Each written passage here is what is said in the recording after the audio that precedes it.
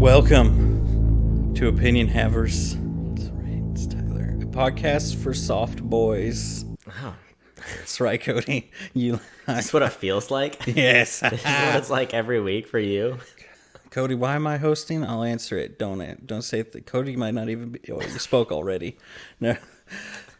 Cody, this is the first episode ever of Tyler's Trash. That means hopefully if we don't mess up our schedule. What does it mean, Cody? Once a month, we're doing a trash film that Tyler loves or just wants to make me watch. Yeah. That second part is going to happen more than once. I guarantee you that. So, Cody, what does that mean? What does... there's a billion trash movies. I've brought up so many. We even did the Transformers movies. So what could I, as a wise, soft boy, pick as our inaugural episode movie? What makes someone a soft boy? I guess apparently it's when you're young and haven't been kidnapped by the Ottoman Turks yet. Because they said the boys were soft. Okay. You're right. Yeah. Pre-kidnapping. So what did we watch? We watched Dracula Untold. Dracula Untold. Empirically and critically, the best Dracula movie that's been made. Oh, yeah. Nosferatu sucks. We all know it's a garbage film. The one with Gary Oldman, far too sexual. Exactly. All right? It was too much energy. Dracula Untold, perhaps not sexual enough. Still, the best Dracula movie, right? Right. Some would say the best movie. All other movies lead to this movie, Cody. For over 100 episodes, this is what we've been working towards. Yeah. It's trying to get the credibility to be able to do a film of this caliber. Exactly. Dracula Untold. So do you want to, or do I need to try to sum up this experience? Let me give it a shot. Okay. Let me give it a shot.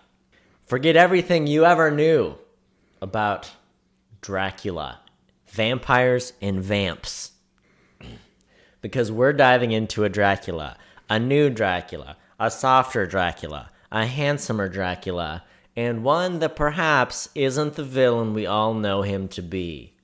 Take a journey as we ride on the shoulders of the only man enough to play Gaston in a live-action Beauty and the Beast, as he takes on the role of a lifetime vampire guy.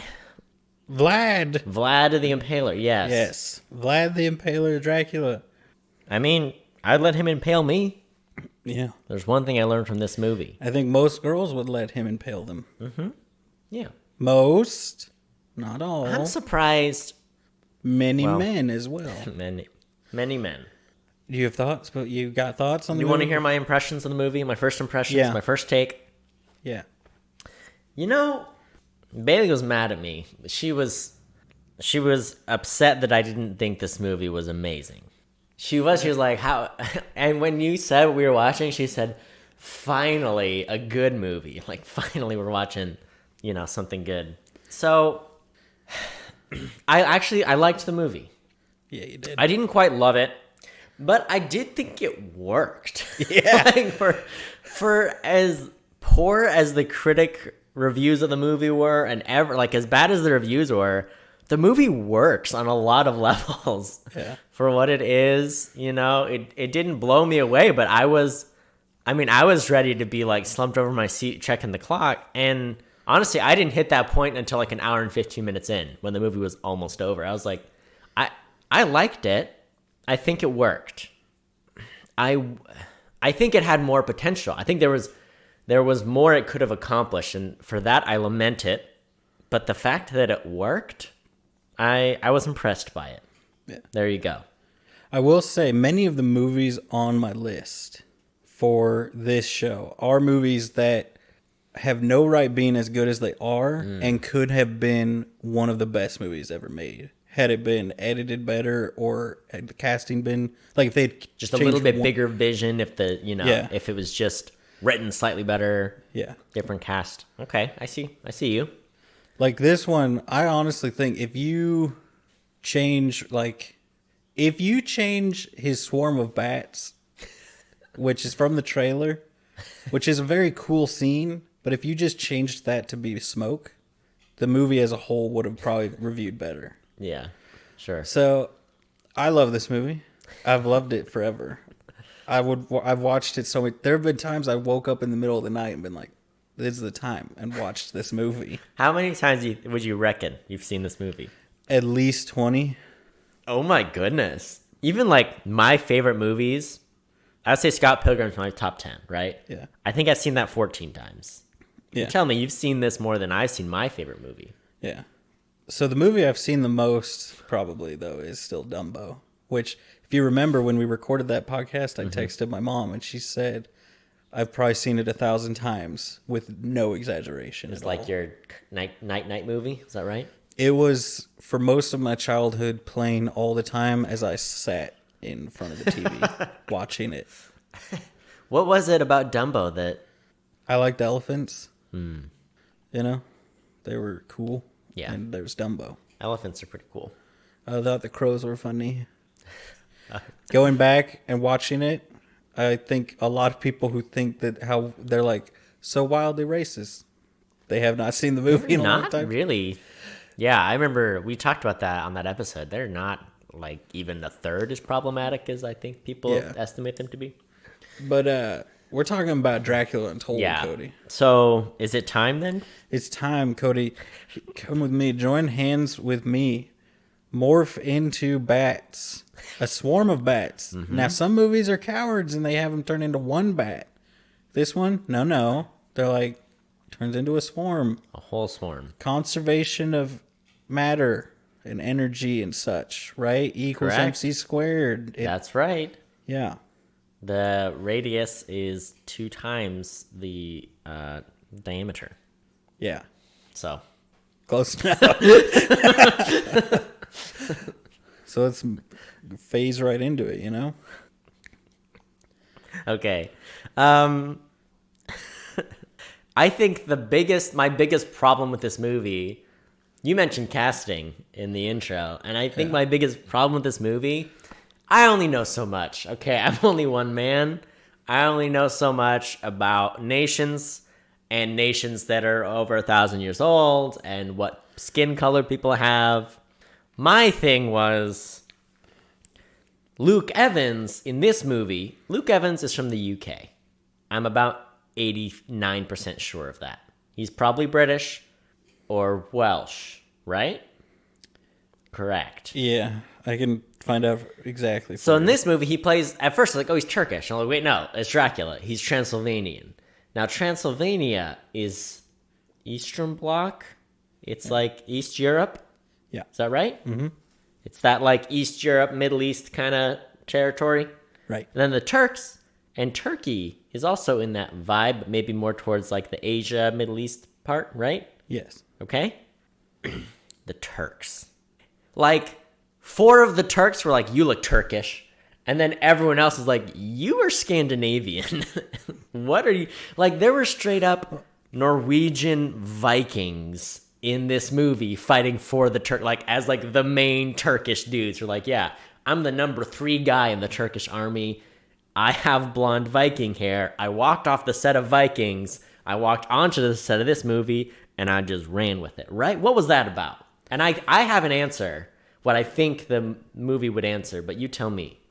I mean, one, it was just probably them, casting whoever was convenient and not thinking that. But also at the same time, you gotta remember that, like, a lot of Turkey and everything was the Eastern Roman Empire. So there was a lot of not necessarily Arab-looking people as part of the Turkish Empire, right? But casting the same person you would cast as Howard Stark in a later film is probably not what you would want to do for the Turkish Sultan. Right. Yeah. Okay. Fair enough. So, I mean, that was like the first hurdle to overcome. He's Welsh. He's Welsh. He's from Wales. So, yeah. Luke Evans is in this. I think they do like the initial intro, and then you got the little title sequence. Mm-hmm. And they did all those, that thing that was popular for like 3 years maybe not even 3 years, like 18 months, where it was like a really high resolution 3D image still, and then you move through the image. Most famously, I think, done by the other guys for comedic effect. Remember the other guys? Oh, yeah. When they're in the bar singing all like the sailor songs, and then like the night gets crazy, and it's anyway. They do that for the intro, which I don't know, kind of works. And so I don't know. Luke Evans is a gentle boy. He's the impaler, but he's not, okay? He impales people, but he's a good dude. He's got a lovely wife who looks Transylvanian, I'm sure. And okay, explain to me this. So Transylvanian would be like vaguely Russian, Eastern European, right? I think so. The answer to your question is twofold, Cody. Okay. 1, yes. 2, I'm sure they would be enormously offended if you said that to their faces. Right. If you said they were vaguely Russian. Well, that's like saying, okay. Canadians, Americans look the same. Yeah. Exceptions of like style or whatever. We're all white people that came over and inhabited a different nation, right? I think they would be more offended because of the centuries of killing each other, What about It's kind of like going to a Japanese person and being like, you look vaguely Chinese, right? Yeah. You know what I mean? But on the same token, you're not wrong. Asia. Asians have got a vibe. Europeans have got a vibe. It's all, what's the word? Not race, ethnicity. Yeah. That's just how it works. People from the same part of the world historically share some characteristics of the skin and face and such. Yeah. So anyway, here's the thing though with like the Eastern European countries. Like if you told me, oh yeah, Luke Evans' grandparents all came over from Romania. Yeah. And immigrated to UK, I'd be like, okay. Yeah. Well, that's the other thing too. They are generic white people, I feel like. But then sometimes they're like tan. Yeah. They got that like tannish color too, so it's like it's hard. They run the gamut from like a light bronze to like the pasty white, you know? So you don't my ancestors, Scandinavia, Ukraine, a little bit of UK, that's it. But like I got the Ukrainian in me. Yeah, you do. I do. Yeah. So anyway, what I'm saying is he's with his troops. They're coming back from, I don't know, a battle or like a weekend retreat or something. And they're at the river.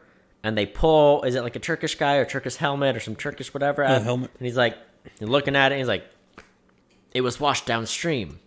And Bailey thought it was hilarious that he said that. But it's, yeah, I get what he was saying. What he was saying was this wasn't dropped here. It came from upstream, came downstream. Yeah. But she was like, where else would it come from? The stream's running. He goes, yeah, it came down. Yeah, that's how the streams work. Things come down them. Yeah.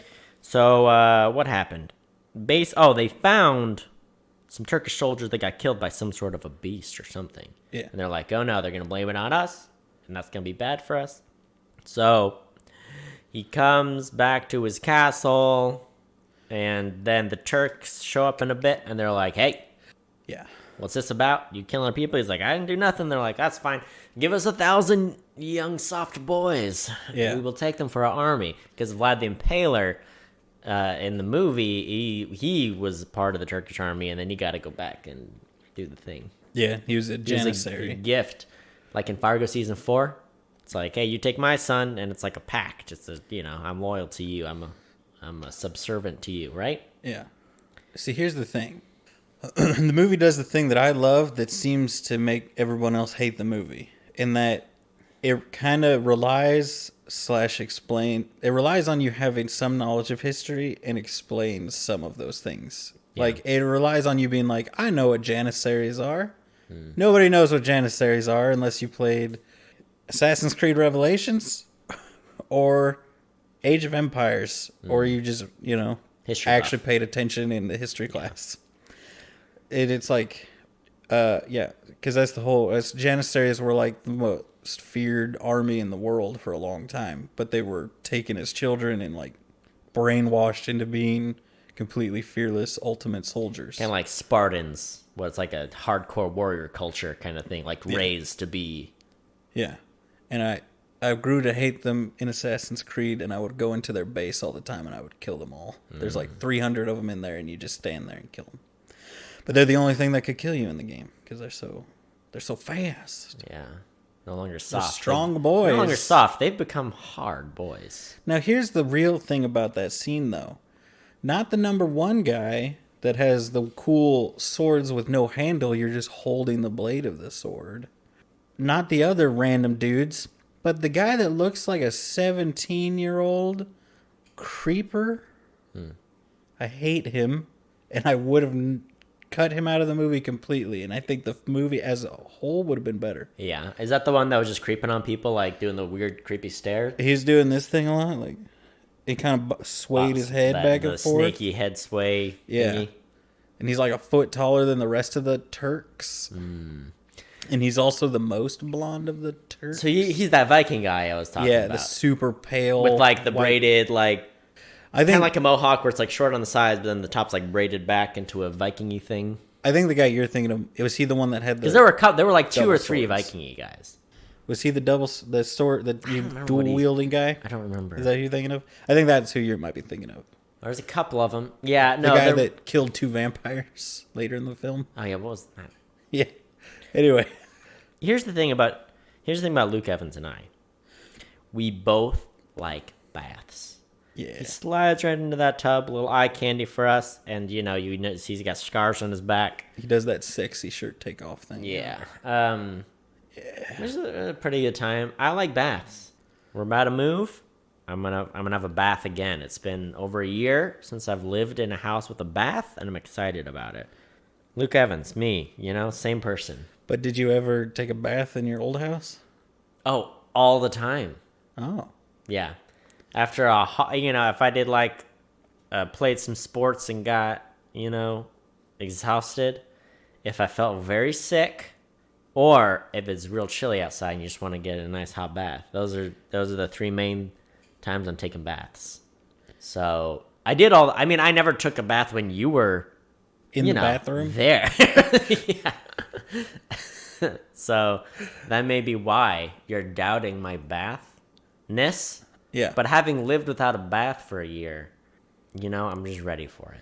I mean, it's probably been 5 or 10 years since I took a bath. I've not bathed. So you're a shower boy? I'm a shower boy. Wow. Well, I'm a big boy, and the baths are small. Yeah, you gotta have a pretty big tub. I'm a small boy, so it makes it easier. But it is, my last place, it was such a small tub that it's like so much less enjoyable. Yeah. My new place is like basically a small tub as well. So, it's hard. It's part of the struggle. But I will overcome one day and have a big bath. Yeah. And you can use it. Oh, thank you. Here's what you didn't know about me. Oh. You thought I came into this movie having not even, my only vampire knowledge is from Twilight, and I never watched the Gary Oldman Dracula. I said was too sexual. That's what you think. I don't know anything. Right. But what you don't realize is that I have read the first 15 pages of Dracula, Bram Stoker's original novel. I read the first 15 pages. I enjoyed it. I just never finished it. So I know a little bit. It did, honestly, at the beginning of the movie kind of reminded me of that, though. Because, they're going in the cart and things are weird. There's, wolf howling. They're like, what's going on? It's very dark here. What's this castle? Can we go? Is there anywhere we can go? And they're like, we're not going to. Anyway, it reminded me of the vibe at the beginning of the book, actually. From the first 15 pages, anyway. Worried about the wolves, and there's the guys with the claw marks, that whole thing. So. Yeah. Here's what I think. I think watching this, especially with specifically the tub scene, I'm going to pitch this to you. Okay. I think somebody played The Witcher and then said, what if we just replace Geralt with Dracula? And I think that was their vision for the series of movies they were wanting to make. Mm-hmm. I think he was going to become...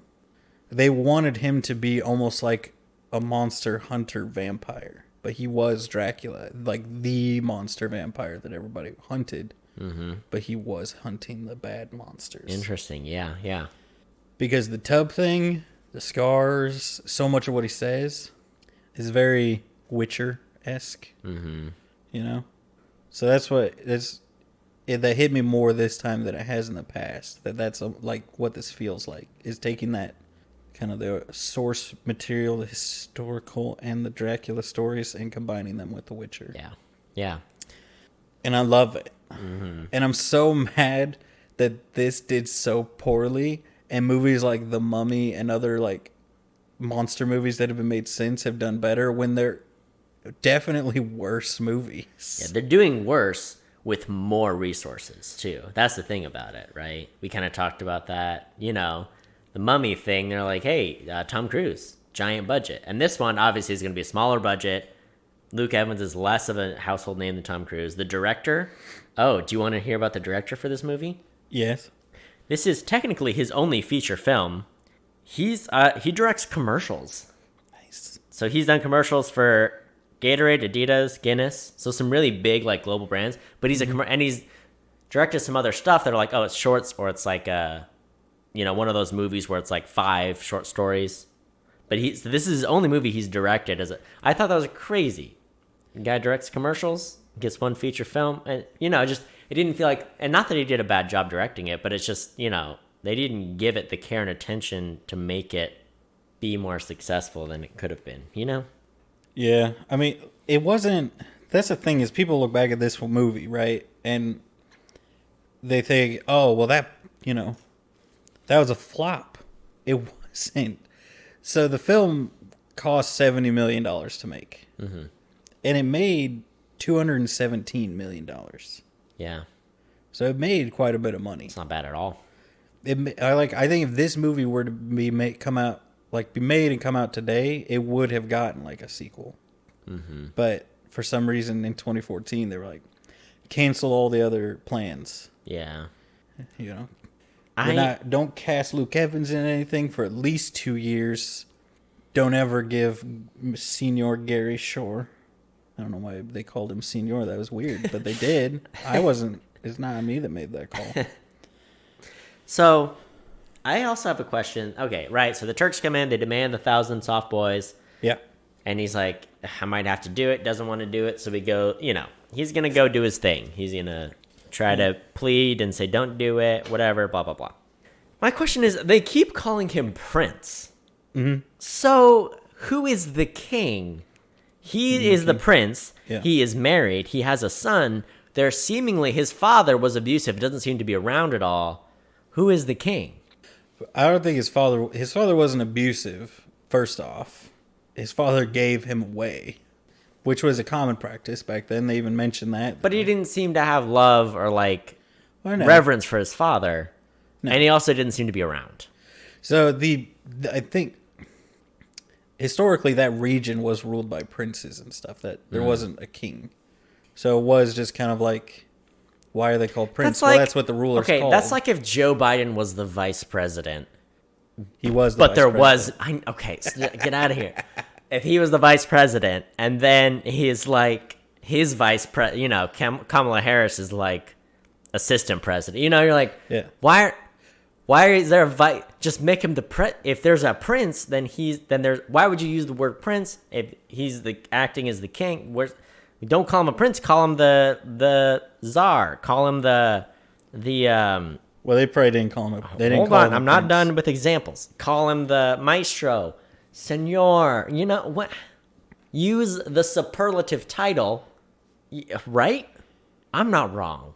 I mean, call him the prince. He's at the top of the chain. There's a better word than prince. Above a prince is a king. There is no king. He's at the top. He's the prince. You know what I'm saying? Yeah. So, historically, the Prince of Transylvania, which is what he was, was the head of state of the Principality of Transylvania. Mm-hmm.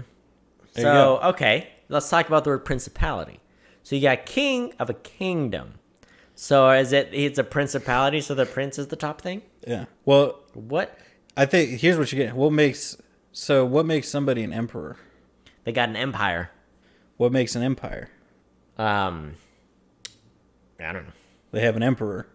Yeah. Like a king and a kingdom, emperor, empire, prince, principality. Is that what you're saying? Yeah. But principality applies to things that are not princes. I'm just saying, if I'm the ruler and I'm married and I have an heir, I'm going to call myself the king. But if everyone else has called themselves the prince... Furthermore, okay, let's talk about playing cards. You got the king, the queen. So let's talk about face cards. Where's king, the queen, ace? jack, ace. A jack, what is the jack? Jack. King, queen. Shouldn't it be a prince card? No. What's a jack? What does it mean? What does it mean with face... Google this. What does it mean with the face card jack? Question mark. What does it mean with the face card jack? Question mark. That's what I want to know. Why isn't there a prince face card in playing cards? What does it mean? The usual rank of jack is between 10 and queen. As lowest face card, the jack often represents a minimum standard. For example, many poker games require minimum hand of a pair of jacks. So you can't play a pair of deuces? Guess not. Yeah, but I'm just saying symbolically, we made playing cards. Yeah. Who was the genius that went king, queen, what's next? A dude named Jack. Right? Explain it to me. So here's a Swiss deck of cards from 1880 where it's king, ober, and under of acorns. What? That was the suit. Don't question. There's so many words on my screen right now, and I've read none of them. You know, like when you're just scrolling. I want answers. In Italy and Spain, the unter and ober were replaced by the standing knave and the mounted knight. Does that answer your question? But what is the jack? I know what a king is. I know what a queen is. I don't know what an ace is, but I'll give him a pass on it, right? It sounds like it was supposed to be a knight or a marshal. But why? It's just a name. What Exactly. is a jack? I know what a king is. Queen. What is a jack? The more you say it, it doesn't even sound like a word. It's one of those words. Jack. Jack. It's a name? Jack. Okay. It starts with a J, ends with an ack. I don't understand it. What is a jack? What is the jack? According to a jack or knave English text, pictures a man in the traditional or historic aristocratic or courtier dress, generally associated with Europe of the 16th or 17th century. There you go. So it's a dude in royal clothes? What's a knave? I thought a knave was a bad thing. Isn't that a negative connotation? I just looked up nace, but I meant knave. A dishonest or unscrupulous man. Another term for a jack in cards. Okay, so what? He's unscrupulous. He's dishonest. He's a liar in royal clothing. Are you saying? What is Are it? we back to? I A don't. knave? You got your king, you got your queen, and then a liar. What? I don't know. It's Okay, I got it. Oh, I found the answer. Okay, you and all your words and you're looking. I found it. So many words. As early as the mid-16th century, the card was known in England as the knave, meaning a male servant of royalty. The knave card had been called a jack as part of the terminology of the game. So, he's the king's servant. You got the king. Where's the queen's servant? Where's the Jill? Right? Yeah. The Jacqueline. So, I answered the question. I don't love it, and it's fine. Also, why would you even do numbers? It should be like, okay, you know the 12 Days of Christmas? Yeah. Everyone's least favorite Christmas carol that will never go away? There's 12 of those. Why don't we make those into playing cards? You got your partridge, right? And the tree?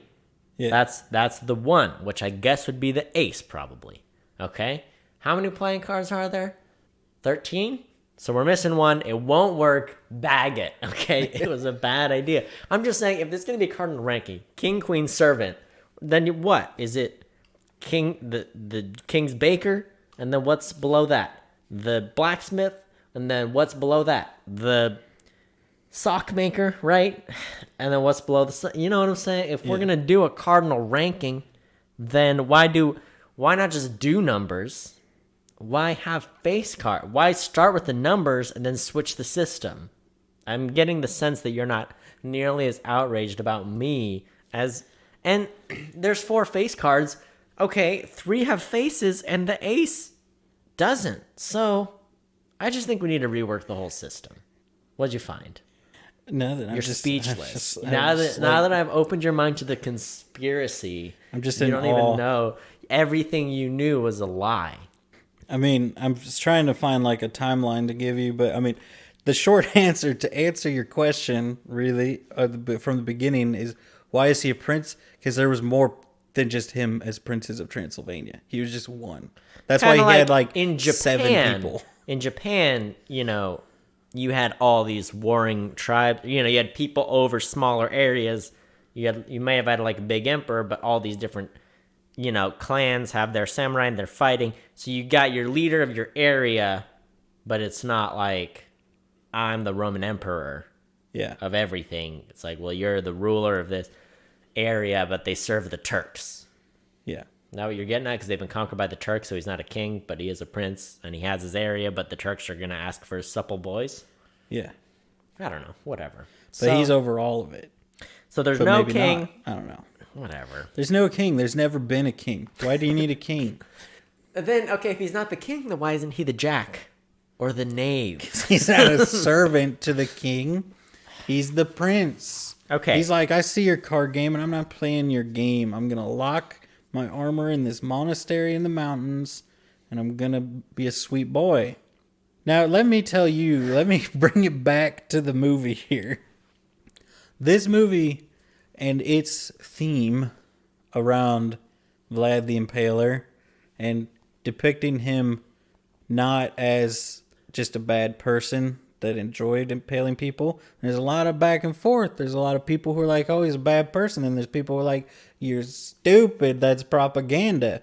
He did that like once to threaten people, and then he never did it again. And then there's other people like, he wasn't even real. And then there's other people that are like, I met him. And so, you don't listen to those last people. But the point is, the idea that he was a good person that did horrible, horrible things for a good reason, because he knew that if he staked one village, 10 more would surrender without a fight. Right. So he'd kill 100 people to save 1,000 people. And that even when they came and asked for his son and the 1,000 boys, because his son would have been raised as a ward of the Sultan. That's how these guys did it back then. It's not like he would have been raised hard and to fight, but it's not like he would have been a frontline soldier. Yeah. He would have been like a royal prisoner, I think is what they called him, to ensure his loyalty to the Sultan. Yeah. But he would have been raised fairly well and returned as an adult and allowed to go home and just like Vlad returns to rule. So he may have, fought and stuff, but he would have been like a leader, like that, So it's all this thing, like, but him warring with this, well, his father was a good leader or a good prince, so he gave up the boys to save the kingdom. Mm-hmm. To save the people from the wrath of the Sultan, he gave up the boys, including his own son. And him saying, well, the right thing to do is not to force 1,000 boys into this warrior slavery janissary corps, mm-hmm. But to stop them. But the good thing as a leader is to sacrifice 1,000 boys for the peace of the king of the principality. Yeah. And then, going back and forth on what should I do? The right thing or the like better thing for the kingdom? He wanted peace. Yeah. Wanted peace for the kingdom, and wasn't going to get it. Yeah. I think the biggest crime of this movie, tracking back a little bit to casting, is that Oscar Isaac wasn't cast as anyone. Because he would have made a great Turk. Yeah. He would have been great as the Turkish ruler guy. He would have worn the beard better, and I would have liked that. Yeah, he wouldn't have tried to do quite the accent. Because here's the thing. I also think his complexion just makes it more because the tan on the Howard Stark guy was just a little bit 300. The leader, when you're like, this is too much. You could have, if you scaled it back 3 shades, it would have been perfect. Well, it's also like, it's like they told him like, all right, here we go. Let me pitch the scene to you, whatever that actor's name is. Mm-hmm. You are the Sultan, Mehmet the something, right? Mm-hmm. You've got Vlad the Impaler here. You guys grew up together. And I always remember, for some reason, I always have it in my head that they they were friends. Because he grew up in the house of the Sultan, so they would have known each other. But this movie, I forgot, he throws it out as Vlad got to go out and fight and lead troops and wage war. And the Sultan, as a little boy, always looked up to him and wanted to go out and do that and thought, you guys are so cool that you get to go out and lead these Janissaries in war. Mm-hmm. And now, because you guys wouldn't play with me, I'm going to take your boys. It's almost like that's his attitude. Yeah. Which for some reason I always think oh, they were friends. And it's more like, no, you were a douche to me growing up. Yeah. Because you were the cool soldier and I was just some, spoiled brat. Right.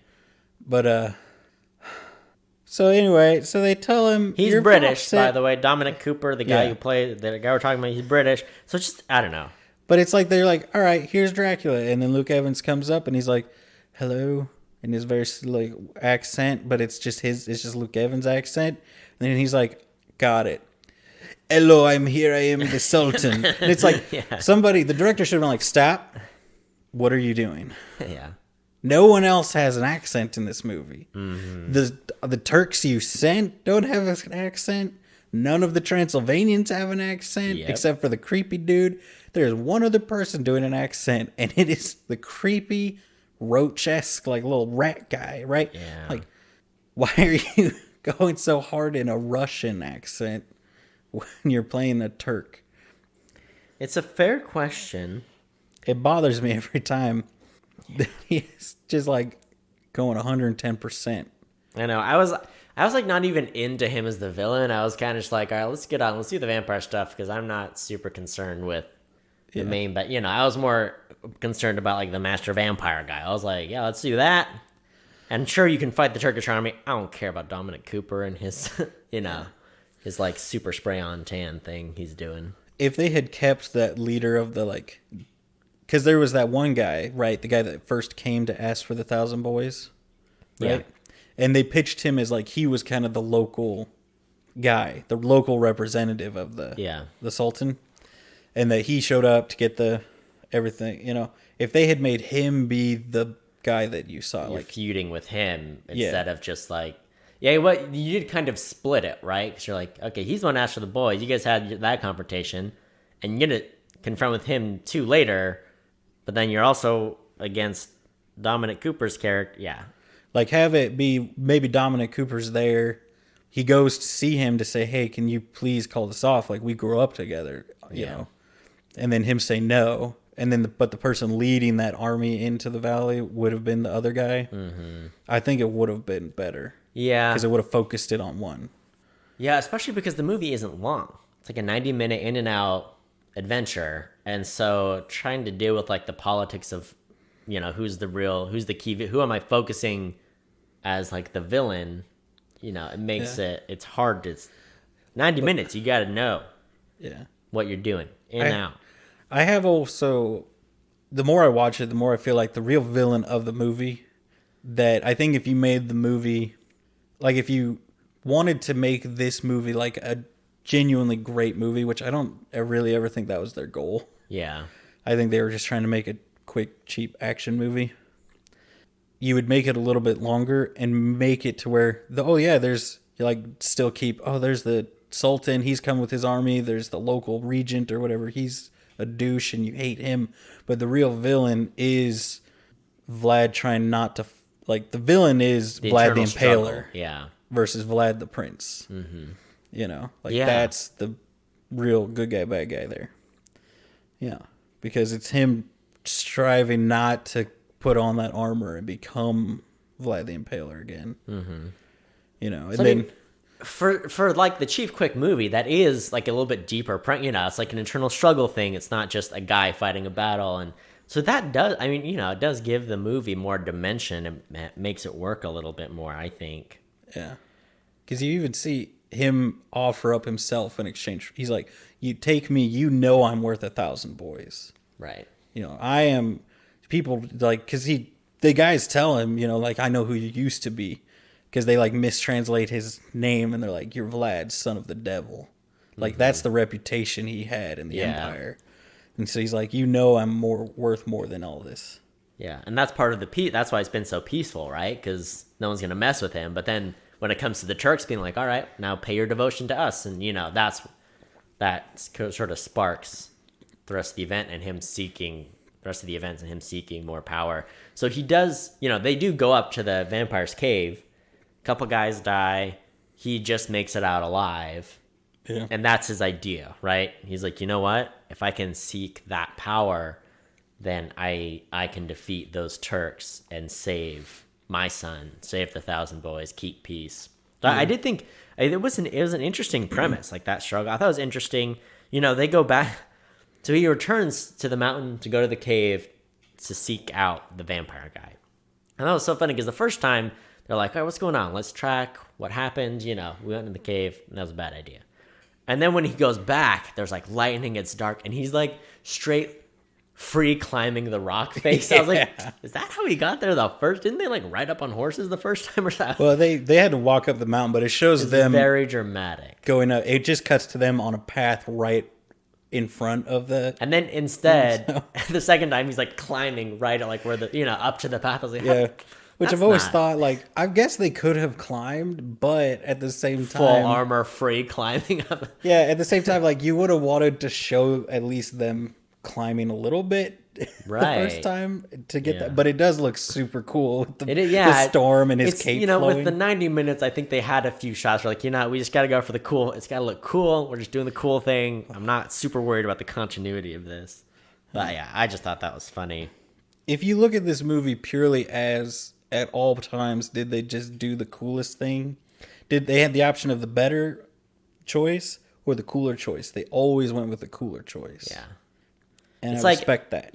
Sure, you can make an auteur movie, you can do the fine dining, the subtle flavors, or you can just get you a bag of like flaming hot Cheetos. And it's like, we're not going for, we're going for the most, we're packing in the flavor, and you get it. Yeah. I think that's what they went for. There's a part of this movie where, and maybe it's one of the subsequent scenes, right? So he's gotten the power from the vampire, which, well, I guess we should address that scene, right? Mm-hmm. So he goes in the cave, the vampire's like, yeah, you're not leaving here alive, obviously, dumb boy. And they kind of go back and forth a little bit. It's interesting. I thought they did a good job, like very creepy. You could tell he was like a Dracula vampire dude, but like he's been in it for a long time. He's very, he's much less human, much more monster-like. I thought the character design of it I thought was pretty good. Yeah. I thought they nailed that. I think the rules were interesting, right? They go back and forth. He's like, tell you what, I'm stuck in this cave, drink my blood. You'll receive a taste of my power. This is what I didn't understand till later in the movie. So he says, drink my blood. You'll receive a taste of my power. If you can resist drinking human blood for 3 days, then my understanding was, you won't be accursed, but you wouldn't be cursed like me, but you'll still have the power. But I guess what the rules actually were is you will, if you drink the blood, then you'll stay like this forever. But if you don't drink the blood, you return back to your normal state. That's what I didn't understand. And like their initial meeting, then it became clear later. Which I think that's something that's also from the Dracula story too, that's not commonly brought up. It's usually like, you're a vampire, you're not a vampire. Mm-hmm. But I think that's usually the thing, right? It's like, if you can resist this burning hunger, because it's usually described as like your veins are on fire or something. Mm-hmm. Like that's usually, like, they try to make it sound incredibly painful to not drink human flesh, or not human flesh. You got melted down. You got a little smoothie, a little protein shake. Blend it up, liquefy it. I've seen the... Yeah, you got it. I can't remember. There's some disease. There's 2 episodes of CSI where they have it, where it's like where people think vampires came from. So basically, like, it's like, think about all the junk of leprosy, but the only way to not do it is to drink human blood. Okay. Because it refreshes your proteins or something, like your body, or your body tears itself apart. All right. Cool. It was one of those. Yeah. Except the lady killed people and made smoothies out of them. Nice. Yeah. So, I thought that was interesting. Drinks the blood. And the other part of it is, if he does drink human flesh, then that means the master vampire. Did I say it? Yeah. Human blood. If he does drink human blood, then the master vampire will be free to go and seek revenge on the person who turned him into a vampire, and that cycle will kind of carry on, right? So it's like vampires will be pitted against vampires, but he's going to go find his master, what he's going to find to the cave or whatever. Yeah, which that's always an interesting thing. I wish they had, because I think they had like 3 or movies or something planned for this. They had at least plans for another one. Yeah. Because he was pitched by that priest guy as he summoned a demon from hell to give him his power. There wasn't a vampire before him.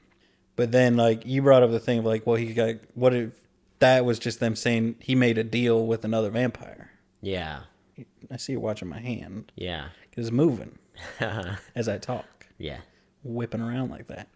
So that would be kind of cool. And that's why that vampire you see later when they like cut to modern time is following Dracula around, because he's like, one day he's going to come and try to kill me and destroy me. Yeah. But then he makes it out as like, well, this guy's playing like the good versus evil game, and he's evil and he wants to start causing some ruckus. Oh, yeah.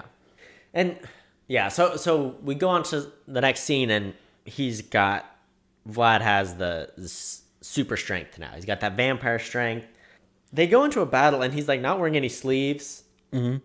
And he's like, all right, battle time. And then he turns around, and all of a sudden he's got like a full cloak and sleeves on. I was like, bruh, don't show up with Luke Evans, get his arms all pumped up for me, sleeveless, and then put sleeves on him 2 seconds later. What was that about? Did it just like, was that a continuity error?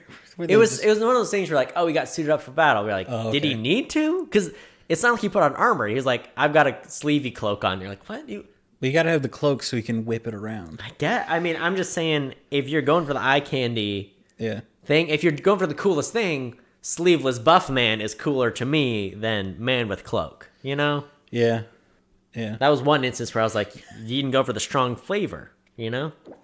Can I just say, so when they were in the cave, real quick, the whole him becoming a vampire thing. First off, I had his name.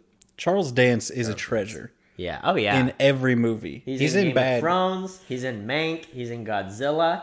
He's in the good Ghostbusters movie. Don't at me, okay? The new Ghostbusters is better than the old Ghostbusters. If you don't agree with me, then you're a chauvinist, all right? I believe that wholeheartedly. Here's the only thing. The only problem with the new Ghostbusters movie, they were like, you know what? We're going to get 4 of the funniest women today, 4 of the funniest women actors and comedians. We're going to throw them into a movie. It's going to be hilarious. Everyone's going to love it. The only thing wrong with that movie, the last 30 minutes isn't very strong. Yeah. It's a funny movie. It's great. If you watch the original Ghostbusters, it's weird, it's too horny, and it's not as good as everyone remembers. It was just, everyone grew up on it, so they loved it.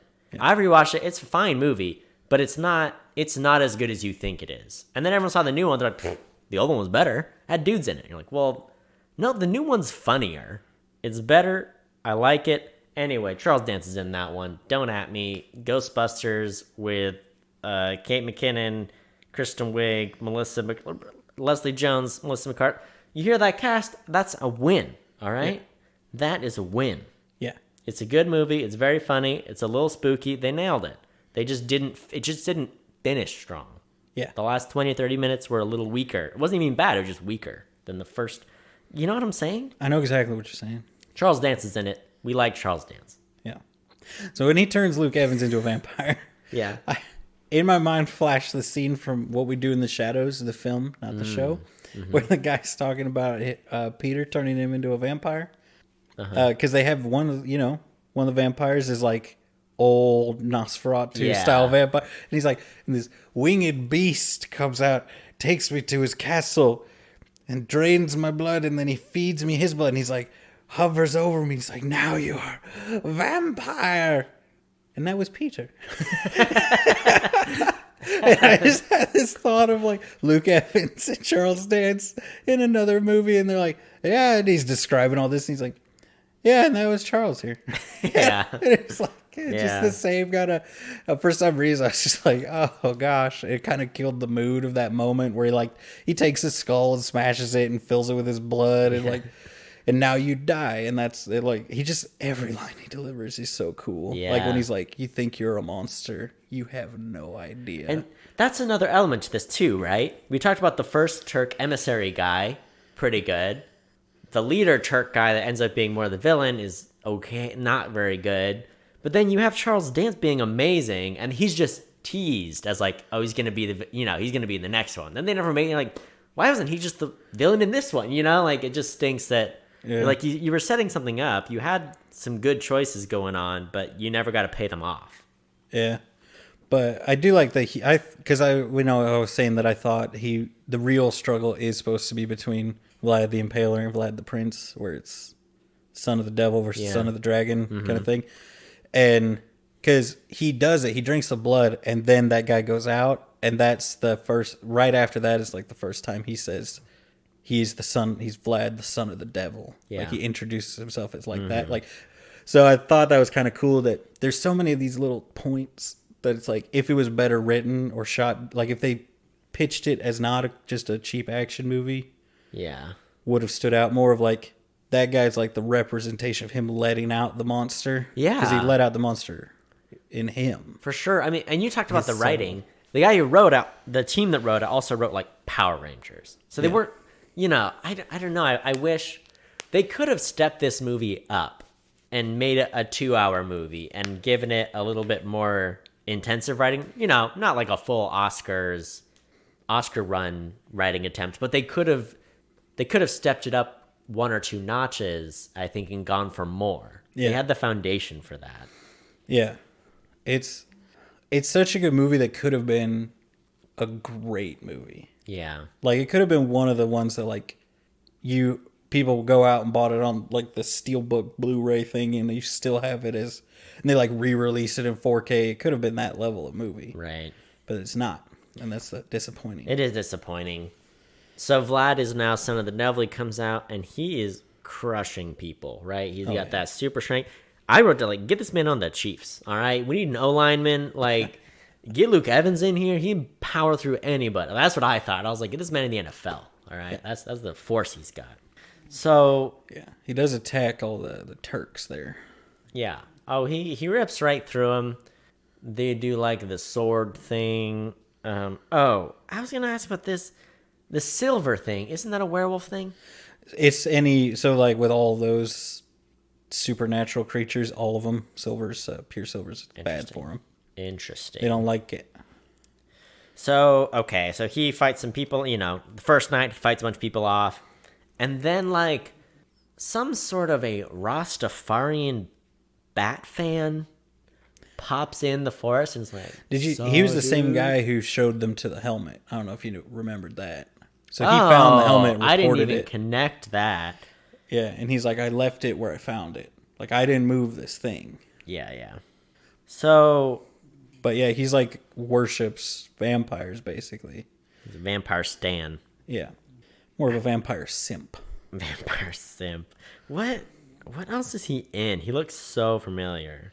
And I'm trying to find him amongst all these blonde boys in the cast. Here, I can tell you his name. But he looks like a guy who's in like a lot of comedy TV shows, but I don't think that's him. But he looked Rastafarian. Can we both agree on that? That was my thing. He's like maybe a gypsy, maybe Rastafarian, just like a real Bob Marley fan. I'll get gypsy, but he's a Rasta. I You know he is. Gypsy rude boy, maybe. Here, I'm trying to find you his.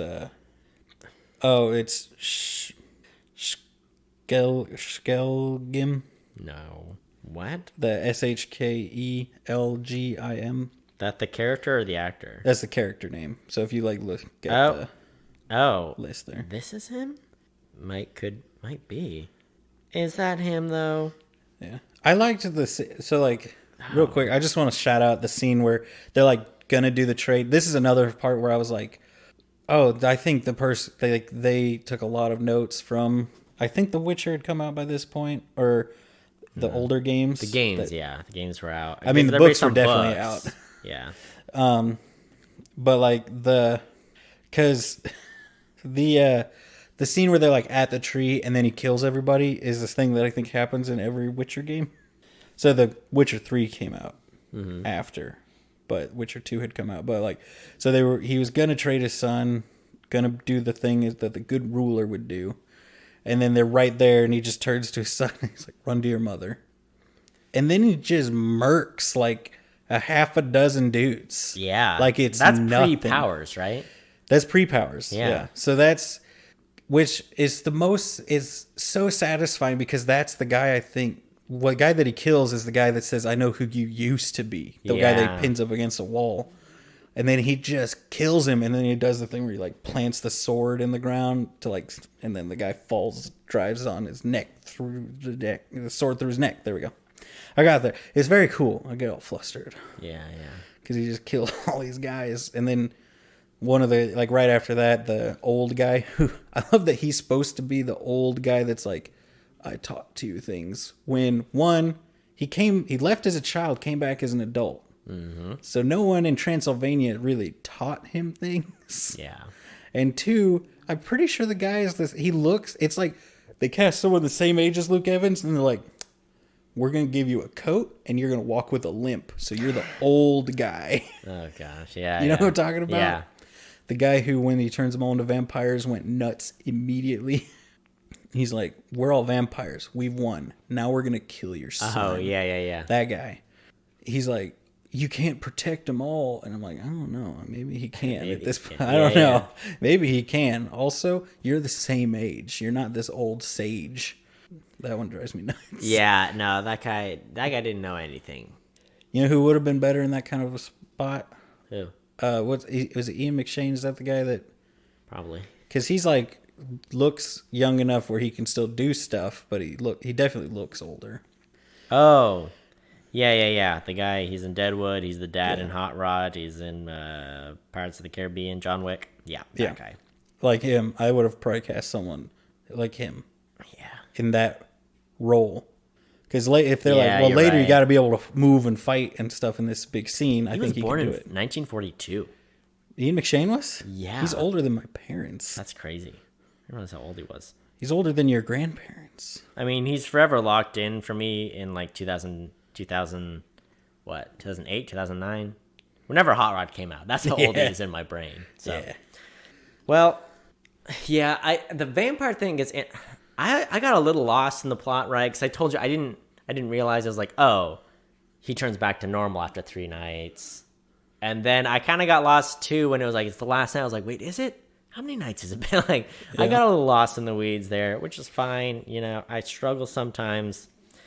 We get to the big battle, right? The Turks are there. They sent a huge army, and he's like, all right, I'm vampire boy. I got to crush everybody. And You pointed out, because Boog has blessed you. Here, I've been blessed by him. So they report back to the Sultan, right? They're like, "Oh, the guys are terrified of this monster that just ripped through the army you already sent." Yeah, the army. He beats the entire army that's sieging the castle. They sent 1,000 guys, And then after he kills those 1,000 dudes, as he's done, all the Transylvanian people show up. It's like, what are you doing? How fast did you kill those people? Or B, how slow were they to come out? Yeah, which I think Bailey said, "Oh, now they come," and I was like, "Well, it's only been 45 seconds." Yeah. You know, like he killed those guys so fast. That I do want to ask you, what do you think about that scene where he like stabs a guy with a sword, and then you see him killing people in the reflection? I mean, it was cool. Like, it could have been dumb, but I think it worked. Like, it was one of those elements where you're like, I don't know, it all worked together. And then, like, as the guy hits the ground, because you're watching it through that guy's eyes, looking at the sword, he pulls the sword out and kills another guy with it. And it's like, oh. And then the guy's eyes shut, which I think does a good job of, like, saying it shows, without having to do the thing where they speed everything up, shows how fast he's mowing through these guys. That he killed, like, 50 guys before this guy hit the ground. Yeah. So, but then, yeah, I like that scene a lot. I thought it was cool. Yeah, there are some cool scenes, and the fight scenes were pretty good altogether. The bat thing, he transforms into bats and kind of teleports around and does his thing. I mean, I did like him as far as him being Dracula. I think it worked. I think if you were to make this movie now, I would have gone a lot more. I think John Wick really changed how movies do fights, because they showed how much better it makes your fight scene look when you show a fist connect or a bullet go through a person before you cut away. Because just people don't do that because it's a lot more work. Yeah. It takes a lot more work to make it look good and not have to do all the cutting away. Which I feel like I've noticed a lot of movies right now be like, they do that, but instead of where before it's like, okay, well, he's going to fight, one person's going to fight 100 people. And before they would have shown him kill 100 people. Now it's like, all right, you get kind of an up close view of like maybe 2 or 3 guys dying, and then they cut away or they go to a wide shot or something, and it's like you saw it, then he did the rest of them, you know, and it looks better than just being like, here it is, cut to the end of the fight, you know, like make that smaller scene. But so they're terrified of him, and then they're like, well, they can't be scared of it if they can't see it, right? So they march with the blindfolds, which is something they would do, but it's more to treat them. It was more to teach them to march in unison. Yeah, I don't know. I didn't need any of that. They're like, you can't fear something if you don't see it anyway. We're marching blindfolded. Like, well, yeah, I don't know. It didn't do anything, and it didn't help them.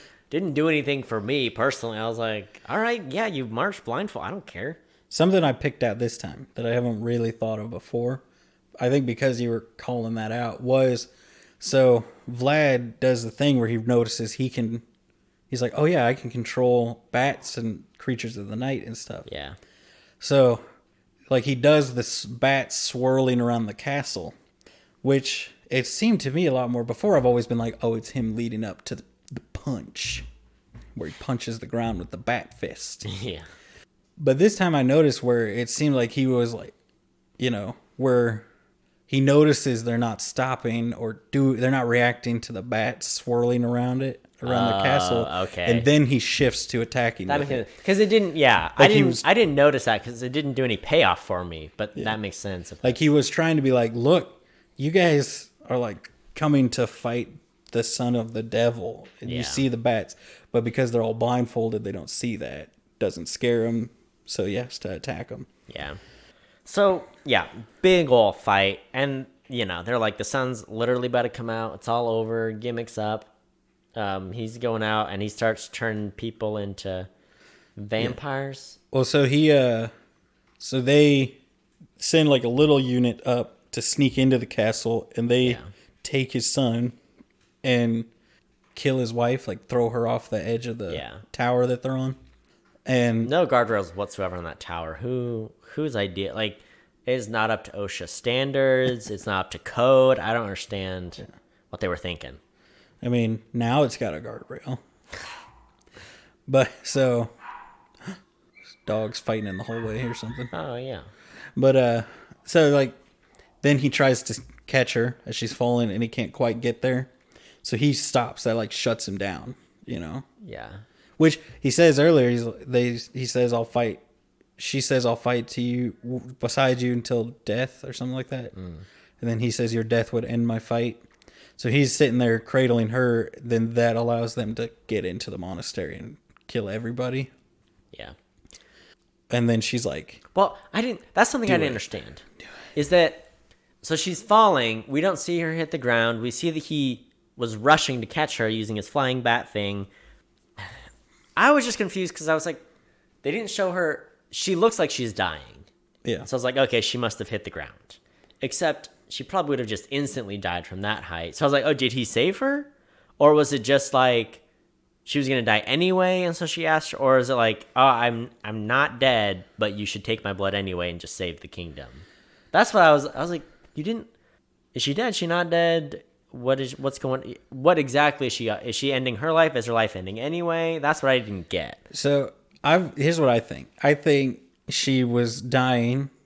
They were like, oh shoot, a fall from that height would literally, like, she probably wouldn't have been recognizable as a human at that point. So anyway, he's cradling her and she's dying. You know, like that's what I think. Kind of that was one of the moments where they're like, they should have had her get like stabbed or something, and then he caught her at the last second. But then, oh no, I didn't know she was stabbed. She's gonna die anyway. You know. Yeah, she did get punched in the stomach. Yeah. Which I always have felt like, I bet there was a scene that got cut out where she's pregnant or something, and that's why that was Yeah, like they a did. big deal. Earlier, he's like, we'll take your son. The Turkish guy was like, not a big. If you're virile, it doesn't matter. It's like, You'll well, make more. I think if he was virile, he would have more than just one 14-year-old boy, right? Yeah. You know, like. Also, we didn't talk about this. The wife I was gonna say looks like 4 years older than the son, maybe. Like she looks like 17 to 20. Luke Evans is obviously like 35, 40. And it was one of those things you're like, my son, you're like, your son is almost as old as you. Yeah. She did. I'm sure the actress just looks young because she's been acting for a minute, but it was just one of those things. You're like, you don't look. Yeah, she's very like she is short and she looks very young. Ages were just a little bit off.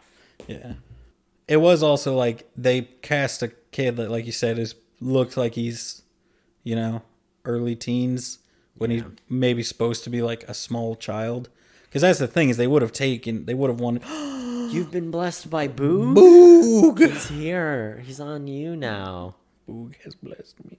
He doesn't know what to do with that cord in his face, though. I know the cord's He's like, not. well, I can't go left. I can't go right. Here So you go, Boog. You can come over here. Yeah. So I think maybe he was supposed to be younger than he looked. So she okay. looked young and he looked I'm gonna old. do some quick math. The actress was born in 1987, which means at the time of the movie she was 28, 38. Hold on, It's 2014. 2014. So 7 plus 37. That's not right. That's not right at all. 27. 27. Yeah. So she would have been 13 when she had him. You're right on that line. I guess Reasonable for the time, I guess. yeah, at the time, sure. That's right. You're right there. Yeah. So anyway, what are we talking about? Him turning everybody into vampires. So anyway, gets out of hand real quick. Everybody's a vampire now. Army's fighting. Cloud is covered. He drinks her blood, so he's like, all right, I got the power, so here we go. Yeah. They crush the army, and then the vamps are like, sweet, now let's eat your baby boy. And he's like, that's not cool. Unleashes the sun. The monk comes. His monk brother or something comes. His monk brother. I thought they said, they maybe did just say brother brother. because he's a church, but I'm Yeah. pretty sure he's like my younger brother. No. Brother is in church thing. I thought he said my younger or my older brother. No. You may have seen this 20 times, but I saw it once. Yeah. Anyway, so he comes, saves the boy. He's got the cross, so he, protecting Yeah. all the vampires. The Sultan does a real pro move before that while they're killing his entire He army. pretends to. He's got someone else. Oh, the Sultan's in his tent, and he has scattered silver coins everywhere. So he's like, "Come find me, Yeah. bro. I got He's- silver here. You're gonna be weak." Yeah, he's got bags of silver hanging that he can slash with his sword. Which was His so sword extra. is silver. Gosh.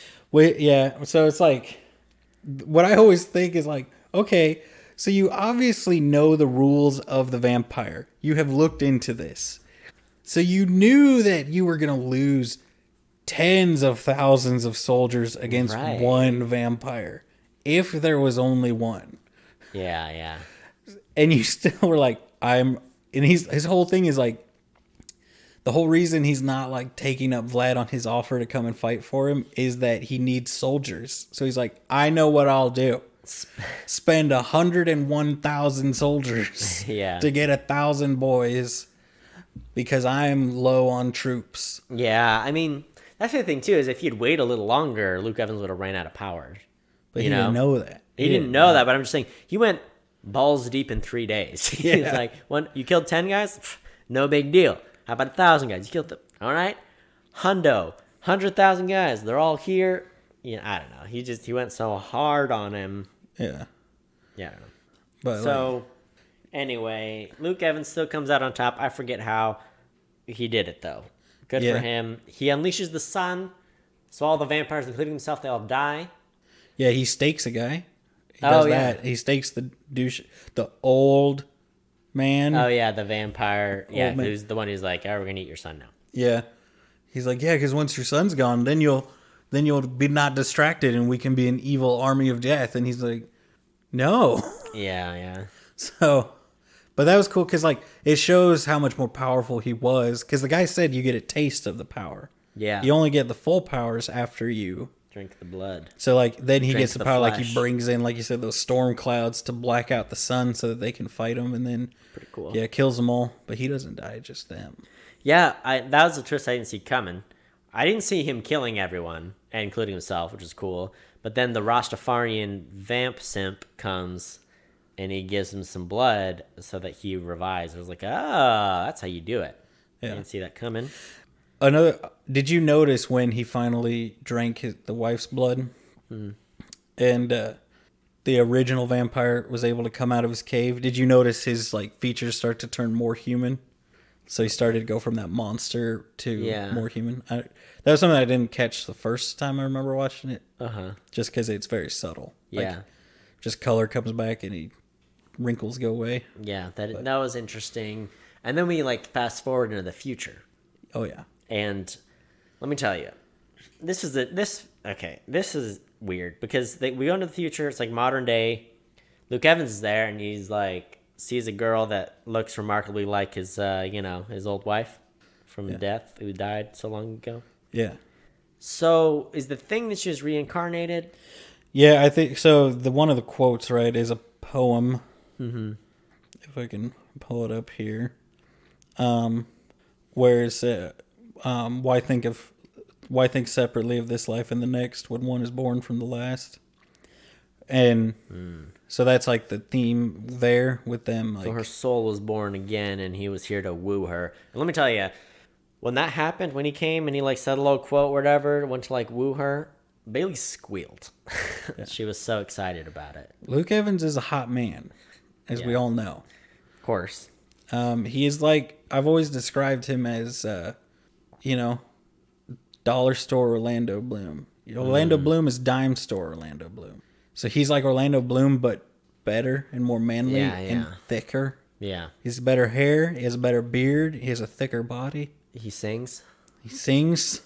He is the better version of Orlando Bloom in all ways. He's better looking because he's a little more rugged, just got that touch. Yeah, because Orlando Bloom is too elfish. Yeah. And like young and slender, whereas Luke Evans is that filled out man. Yeah. So, and that's, they kind of go off together, and then you see Charles Dance is there ready for the next step, which took him long enough. Come on, 1,000 years. But it was interesting. It was an interesting way to leave it off and be like, oh, this could be a really cool next movie. Yeah. And then what happened? All these guys like, these California boys like you were part of this, Cody. You were in California at some point in your life. You killed it. You looked at this movie and you said, I hate it. Who cares that the wife's neck doesn't have any bite marks when they're doing the funeral? Oh, yeah, I forgot about that. And I was like, he bit her like on the back of the neck, like back here. Yeah. Yeah, it's it could have been it really could have been something. Yeah. It needed just maybe a little bit bigger name director, or maybe not. The director did fine, actually. Maybe just the writing team could have been a step higher, one or two casting choices, and you've kind of really got something going. Yeah. And I do remember, I think, I didn't do a ton of research this time around, but I remember going deep down a rabbit hole closer to when the movie came out that it was going to be a longer movie and have a little bit more to it. Mm-hmm. But the studio came back and said, no, that's not what this is. This is a monster action movie. Don't dive into the internal struggle. Don't dive into this. What is, is it better to do the wrong thing for the right reason or the right thing for the wrong reason kind of stuff? What's all these really good things to go into that they're kind of have to just cut short. And it stinks too, because you talked about this being, originally they're like, hey, it's going to be part, we're going to bring back Dracula, Frankenstein, Invisible Man, Mummy, Wolfman, and instead we ended up with, okay, I don't know if they did the Frankenstein one, or was that wasn't the... I Frankenstein. Was that supposed to be it? That's a different one. I don't even know. I don't even think this was part. This was pre them planning that dark universe or whatever. Well, this says this. According to this, it says the film was intended to be started a reboot of Universal Studios' Monsters Universe. Oh, okay. So it names those movies, and then it was revealed it's not going to be part of it. But you see the Mummy happened. We see the Invisible Man happened also. Yeah, with a tenth of the budget. And they also, they scrapped it. They're like, Mummy, that didn't great. Invisible Man, I don't know. It'll just be a straight horror movie. We'll just do that separate. It's not going to be Johnny Depp anymore. It's interesting that, I don't know, Invisible Man was great. this movie was actually more solid than I would have expected. And it's like, okay, why didn't you just go all in, make it 40 minutes longer, give it more behind it, a little bit bigger budget? You could have actually done it.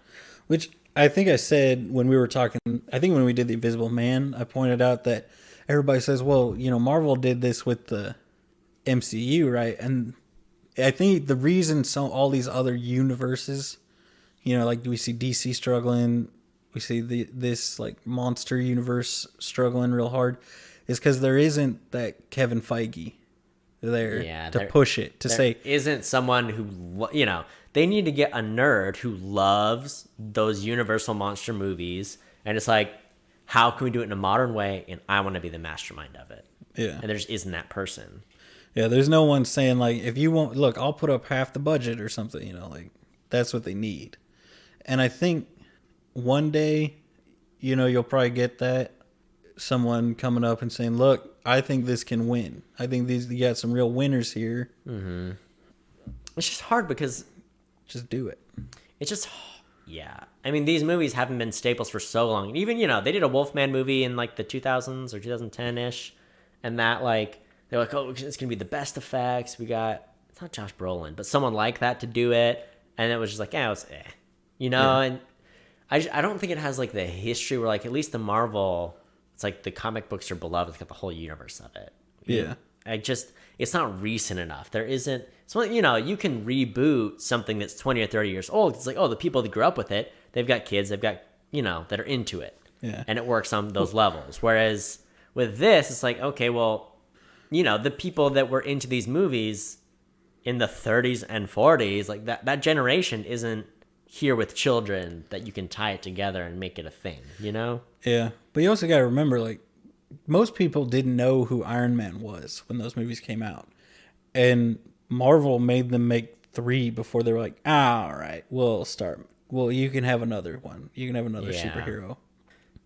Yeah, They made a lot of bad Hulk movies before they got, to good Iron Man movies. Yeah. I learned just now that Charles Dance would sleep through the makeup sessions. So he would just fall asleep and then wake up with a full face of Dracula makeup on and get scared seeing himself in the mirror. That's fun. He's such a treasure. I love him. Yeah. Yeah. Game of Thrones introduced me to him, but then I started to realize how many other movies I've seen with him in them. The first, his even which one of the James Bonds is the last Roger Moore one, I think, that he's one of the henchmen, and you're like, he has like 2 lines, and you're like, oh my gosh, you are so much better actor than everyone else in the movie. Wow. There's 2 other Game of Thrones people in this too. Art Parkinson and Paul Kaye were also in Game of Thrones. Minor characters, I'm guessing, or side characters. I also learned that this screenplay was on a list in 2006 where it was like the most liked unmade scripts. This script's been was around for like 8 years before it was made in anything. And it's good. Sam Worthington was supposed to be in it originally, who is a person. He's the guy from Avatar, I think. Oh yeah, I'm so glad. Luke Evans is better, right? So much better. Oh yeah, he's so much better. Wow. But gosh. Charles Dance was also in some of the Underworld movies. He was in one of the Underworld movies as a vampire. Interesting. I think he's played a vampire 3 or 4 times. I think he was also in Vampire Hunter in like 2012. Yeah. And he's been all over. It might have been in Dracula 2000. I forget. This guy, by the way. This is the guy that I could have done without. He's a weaselly little blonde boy. He's very blonde. On a scale of 1 to blonde, he's very blonde. He is from Poland. So probably from closer to Transylvania than most of the other people that they everyone's from the UK in this movie. Like all the Turks and Transylvanians. This is what this says. Talking about like it being part of that dark monsters universe. Yeah. So it was in production before they decided they wanted a cinematic universe. And they caught wind of it just in time to be like, oh, let's throw in that present day epilogue scene so that it could be part of it. So I didn't realize that, but they were like, oh, we'll throw that in there. I didn't realize that was like an afterthought. Yeah. It's a good movie. I know you were expecting it to be just utter and complete trash. Yeah. which it is in the trash show, but it's good. You see, the trash isn't always so bad. That's true. And some of these things, they're just these neglected projects that had so much more potential, but still came out, you know? Still showed up. I know, Cody. Trust me. I know. I'm curious. I've I'm been curious here. to see what the next one is. Cody, here's the Be thing. kind to me. I have designed something I have dubbed the machine. No. Cody, the machine. All right. So as I pull up the machine, give me your final thoughts here. Okay. Give me your final thoughts before I pull it up. I just can't get over how comfy Boog is just sitting there comfy. with you. It's precious. So there's the machine. I meant to turn the laptop towards you so you could see it. I was going to say, do you need me to... You want to Slide over? Lean over here so you can see the machine. Can you see it? Yes. Okay, so I'm going to tell the machine to do the thing. The next movie. You built a randomizer for Tyler's trash movies? Yes, called it The Machine. And the next film is the one that I hoped against all hope it would be. Do you want me to tell what it is? The teaser? Cody, what did it say? What is Robin Hood? Robin Hood. I take it this is the Ben Mendelsohn Robin Hood? Taron Egerton, Jamie Yes. Foxx Robin Hood? Yes. All right. Yeah. The Chinese one? Yes. Built for Chinese audiences, Robin Hood. All right. Yes. Audience, pray for me, you know? Just Ooh, it's send me your thoughts and prayers. a worse movie for sure, but it's going to be a fun time. All right. Well, I mean, I would almost recommend this movie. I mean, if you're looking for just, I don't want to have to think too hard. I want to enjoy quality content that I don't have to commit to a series or commit to it. 90 minutes is not bad at all. And Luke Evans does his darnest. There's the eye candy factor. I don't think I'll watch it again, but I wouldn't tell someone not to watch it. Yeah. The only reason I wouldn't really recommend this to people that are like super into movies is that it is kind of frustrating how good, like seeing how good it could have been. Yeah. It's hard to watch. But other than that, yeah, I think it's a good movie. It is a good, date night movie. Or Yeah. like, just, I'm bored. I want to watch It's something. got some action. It's got a little romance and eye candy, and it's got a little bit of the spooky vibe. It's kind of 3-in-1 deal. Yeah. Got the spooky monsters vibe, got the actiony vibe, and got the romancy vibe. It's Yeah. Bailey liked it, Yeah. and you liked it, There's a bat punch. and there's a bat punch. So what else do you need? Punches the ground with bats. With bats. Yeah. Is there anything else to say? I mean, I don't know. I think it's the perfect movie. Well, thank you. Thank you for inducting me into the clan. Yeah. The not that clan. The other the not racist one. Yeah, the good Tyler's trash Yeah. troop. Not The troop, yeah. Let's do that. There Let's we go. not do the other one. Yeah. Well, thank you for listening. And You it's- can yeah. you can share us, rate us, review us. I'm on Facebook now. I'm on Twitter. Opinion Havers. All right. If you want to yell at me, you can yell at me. I'm getting out there. I'm posting things sometimes, and we're here. Yeah, share us with your friend and your mom and your grandma. Share us, But not with your stepdad. your female relatives that are older. You can share us with every relative except for your No stepdad. stepdads allowed. Unless he's cool, then you can share us with Yeah, him. then that's okay. Thanks for listening, and until next time, watch movies. And have opinions. I didn't mention one thing. I forget who it was. Someone says, listen, and then just never finishes the thought. There's like a 30-second pause, and I was like, what? Don't say listen, then don't follow it up. What's that about? They were listening for the bat punch.